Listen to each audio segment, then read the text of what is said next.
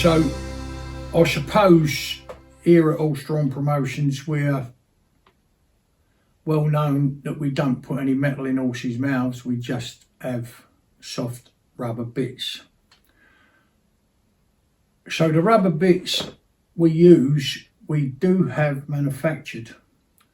The problem we have is time, and people ask all around the world all the time, can you please supply me with this, can you please supply? I've never done that, and this is the reason that I don't do that, is because just because I hand you a rubber bit, don't mean to say your horse is going to be the same as if I broke it or rebroke it. It's not going to be the same. It's like people say to me, they phone, do you know anyone in Scotland who does what you do? No. I'm not saying there's not people that can break horse and do a perfectly good job, but they don't do it the same way as we do it.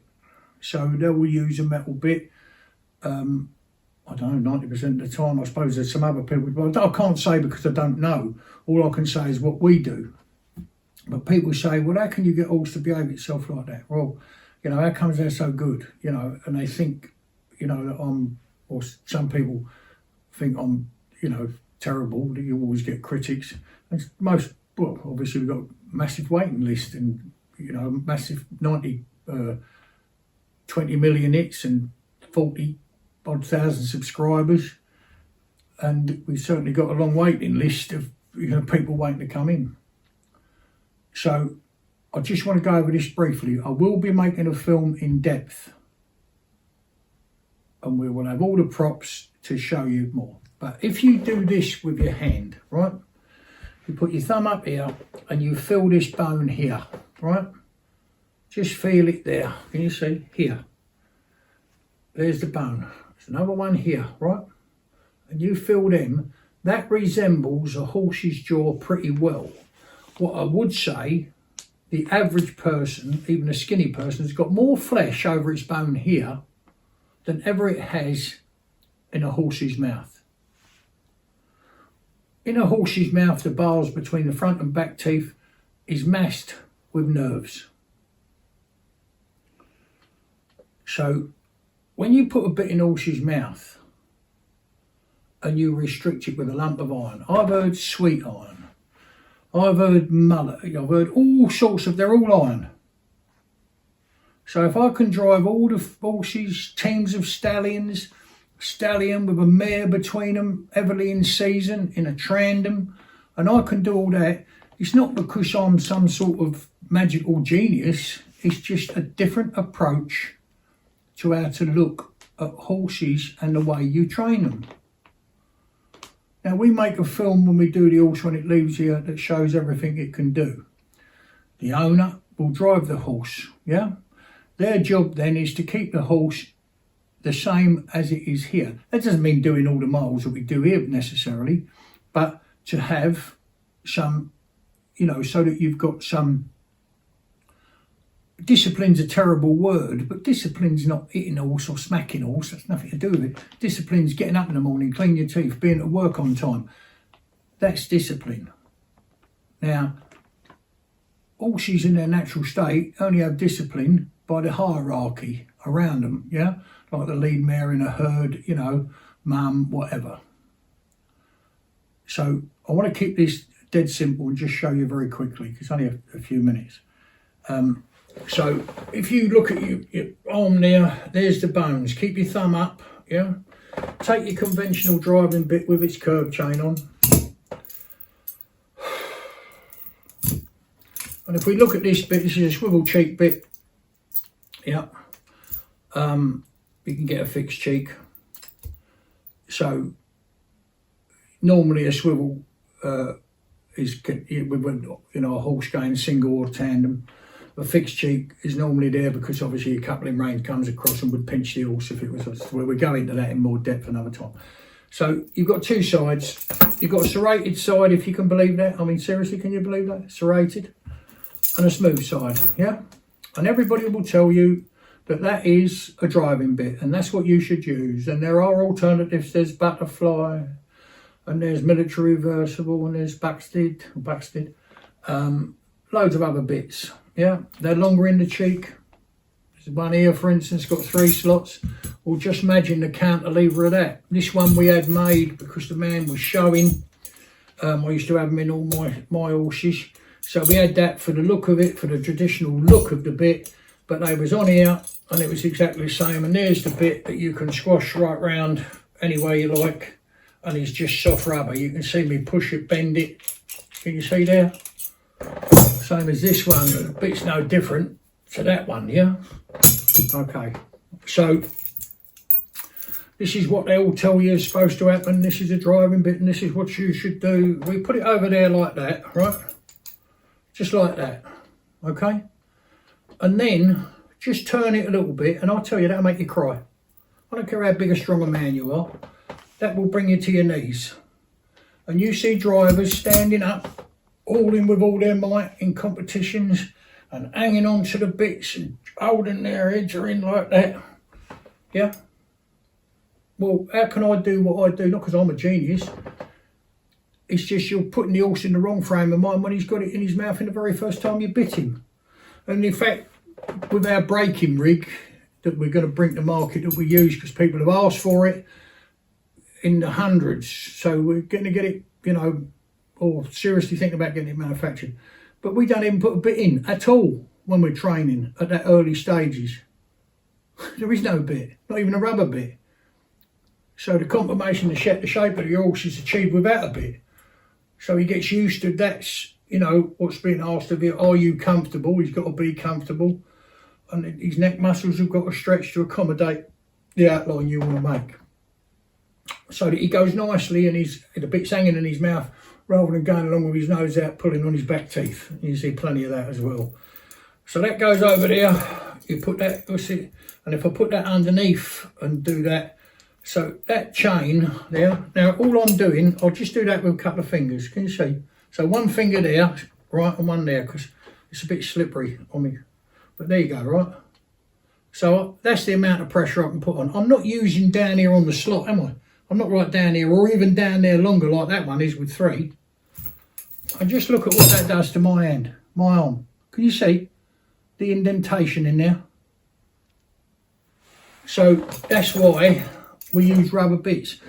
And if I can drive 700,000 horses on there, teams of horses, stallions and mares, there's a film on YouTube, one of our films, you'll see me doing Chris White's funeral, I think it's called, funeral horses on there. They're all youngsters, all the horses are youngsters. They're my own horses, or were at the time. And there they are, all in rubber bits with this type of bit in. They look like this on the end, but the piece in their mouth is rubber. I'm sure that's correct on that. Whilst we was having them made, you know, actually made, because they're hard to get made, there's only one bit maker in the country left, and he made them up for me.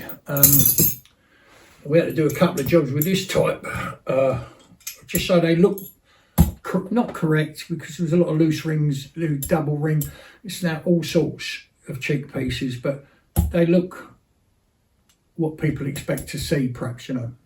So if you just do that, get your bit and do it. This is one of the bits we use. The reason this is not one of, it's not one we've had manufactured. And the trouble is with these, they're lovely, they're fine, they're too fat. Our ones are much thinner, more comfortable in the horse's mouth.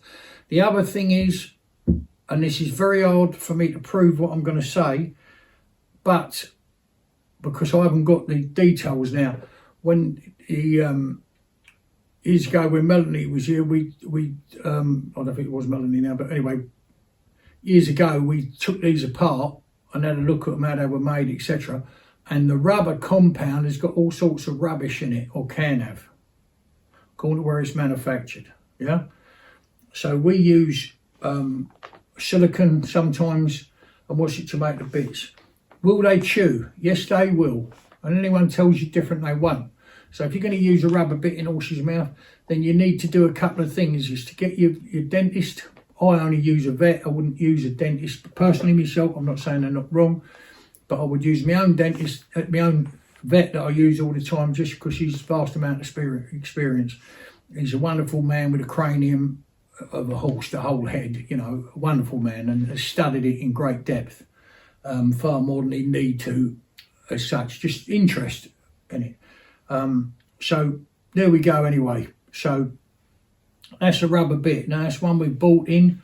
I cannot tell you what's in the rubber, but rubber itself is quite expensive to buy.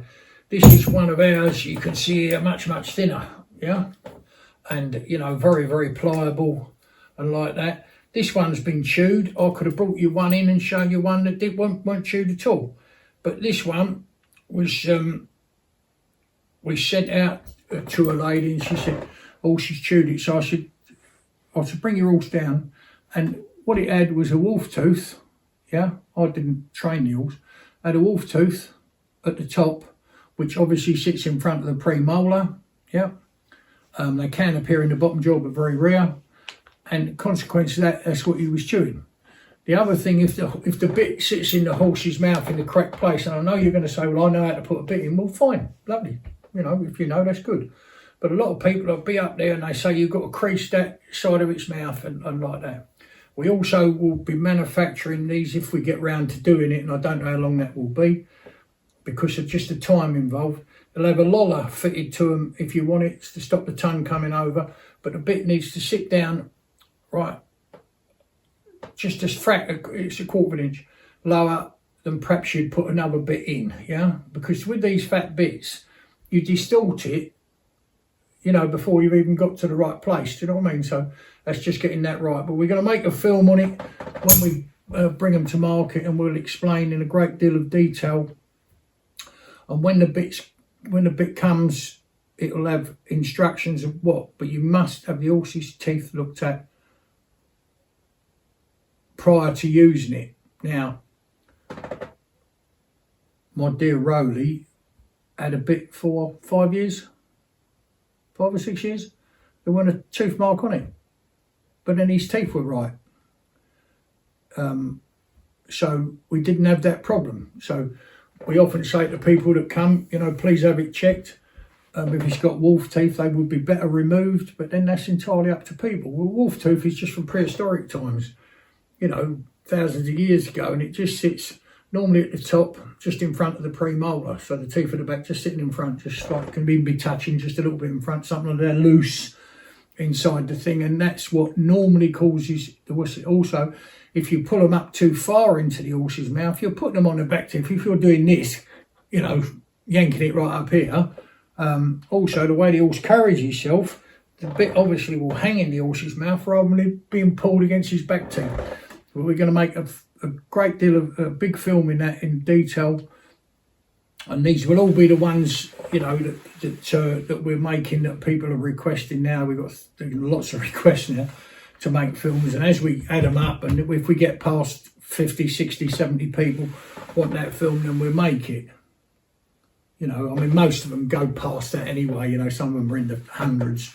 There are some in the, you know, near 1,000 of people saying that they want that particular film. You know, either they let us know by email or by texting or commenting on the films. Please comment. Ask me any question you like, and we will do our very best to answer it.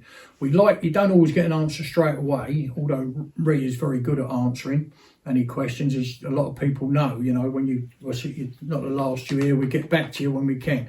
You have to understand that we're here to break horses and train them for driving first and foremost. All this was about to start with. We started making, we made a film for someone. They said, can you show us what you do? Because I was, you know, I don't know, abroad somewhere. So we done that, and they put it up on years ago. I believe I'm right. I don't understand any of this. And then we thought, well, we'd do that. And the reason we done it is people would be phoning up every night, how's my horse doing? What's he doing? Well, it was very easy with all this modern technology. Pop it on YouTube, send it, you know, a 2 or 3 minute clip, and they could see exactly what their horse was doing. So that's how it started. Then they went public, and it went, you know, crazy, I suppose, really. 20 million, in excess of 20 million hits and 43,000 subscribers. So, yeah. So also, if you subscribe to the channel and you send us your details, you know, your email, we won't bombard you with all this nonsense and like that and give your thing to anybody else at all. But it'll be people that are, you know, in our club, HDP, or whatever they call it. I mean, Real sort all that out, and you'll know about it. We'll notify you.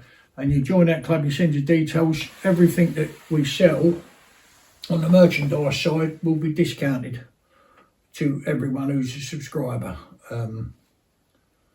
So that is much. I'm sorry if I get a bit uptight about bits, but I do so much because I see horses being pulled so hard on the reins. If you see me drive a team of horses, the reins are slack, they'll be bouncing about. There's no need, and they'll all carry their head lovely, and because they're comfortable and they're happy, you know, they're safe, confident, and happy, being the most important thing.